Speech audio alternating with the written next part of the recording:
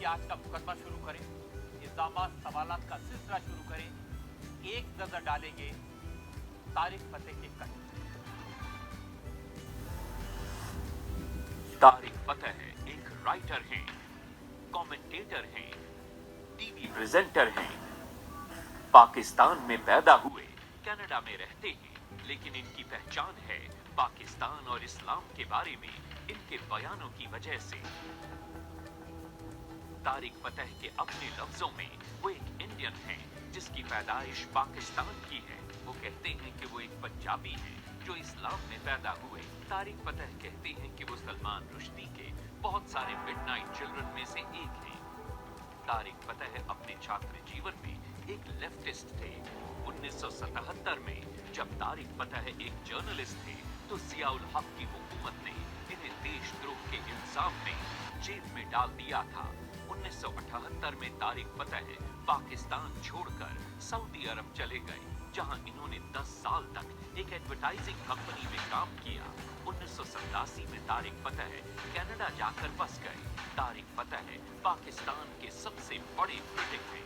पाकिस्तान ने तारिक फतेह की वेबसाइट को ब्लॉक कर दिया है।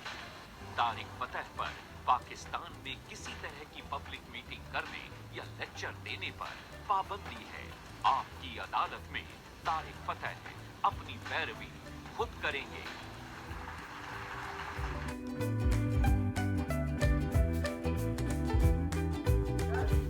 को आप अंडर एस्टिमेट ना करें, ना इंडियन आर्मी को अंडर एस्टिमेट करें। ये इनमें इंडिया में बहुत लैटिट्यूड है जो उनका टू टेक पनिशमेंट। इन्होंने 1000 साल अपने ऊपर दूसरों की हुकूमत बर्दाश्त करके निकले हैं आज़ादी। और इनमें दादागीर से कोई आपको हिंदू नहीं मिलता तुर्की में घूमता हुआ कि ये हमने कब्जा किया, ये भी हमारा है, वो भी हमारा है। तुर्क यहाँ बैठ के इनको जलील कर रहे हैं आज और कह रहे हैं नहीं। देखिए, they will absorb and they will survive and they will defeat their enemy. Hindustan has never ever been defeated and not come back. अंग्रेज से लड़े हैं, तुर्कों से लड़े हैं, मुगलों से लड़े हैं, हथियार डाल दिए क्या उन्होंने? एंड में मुगल कहाँ गए? जाली बने ना, मोहम्मद अली जिन्ना टाइप की इधर उधर घूम रहे हैं या लाहौर में रह रहे हैं। आप समझते हैं कि मुगलों ने उर्दू इंट्रोड्यूस की? कोई भी नहीं है। तो do not under estimate the common decency of the Indian Hindu thought process. ये जब हम कहते हैं ना एक्सट्रीमिज्म, और क्या एक्सट्रीमिज्म है? हिंदुस्तान में हिंदू कह रहा है मुझे हम हिंदू। आप 25 मुल्कों में दंदनाते फिर रहे, हम मुसलमान है, मुसलमान है। अरे वो तो एक मुल्क में कह रहा है ना कि हमको जीने दो, हिंदुत्व है, ये फलसफा है, इस धर्म की बात नहीं, आप जीने। ये सारा एरिया बुद्धिस्ट और हिंदू होता था। और जिन लोगों ने आके यहाँ मार पीट करके कत्लेआम किया, महमूद और उससे पहले वो जो कमीना आया था, क्या नाम उसका, मोहम्मद बिन कासिम, इमाम हुसैन की औलादों को मारने आए थे यहाँ पे। उनको हमने हीरो बना दिया। आप बताइए, मैं इसको कई दफा, मैं तो खैर सुन्नी हूँ, इसको एनालाइज करना चाहता हूँ कि ये कैसे हो सकता है कि आपने कह दिया पाकिस्तान की फाउंडेशन मोहम्मद बिन कासिम ने की, तो फिर हज्जाज बिन यूसुफ ने रखी। इसका मतलब उसने बनाई जिस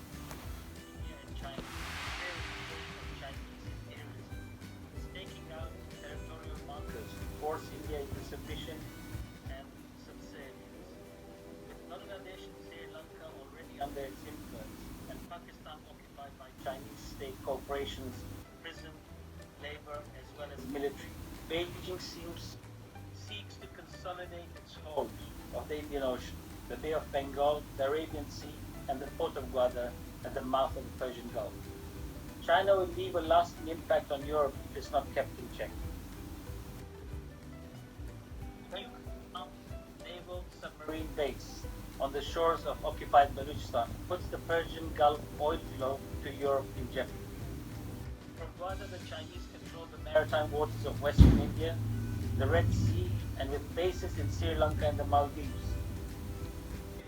is subdued, Europe will be cut off from Australia and the Far East. The way to stop this is twofold. Help India stand up against China, and help the independence movement in Balochistan to cut off the dragon's neck and secure the Red Sea and the Persian Gulf from the tentacles of the Chinese serpent. Thank you, Pablo.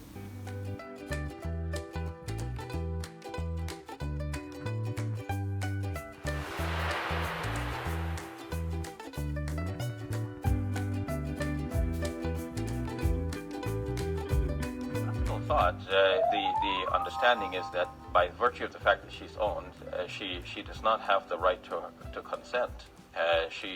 Or to withhold herself from her master. The master has the full right over her, and her consent does not play anything in this relationship. We should understand that in the ancient world, women did not have many rights, and even marriage was not as we might expect it today, like a relationship of equality between spouses. So in the Quran itself, a woman is her husband is referred to as her Baal, which literally means her Lord. The interpreters thought of female slaves as having a secondary status, even below this, and that their consent did not matter in this relationship. They were fully owned, and the master had the right to all of the woman.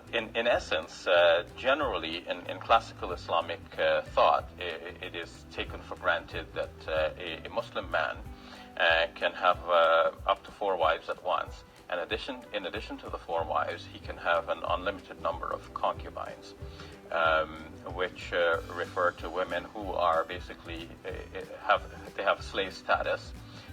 When they are owned by her master, a woman owned by her master has to freely give of herself to the master. The master has the right to have sexual relations with her as though she were one of his wives. The believers are those who guard their private parts except from their wives and what their right hands possess.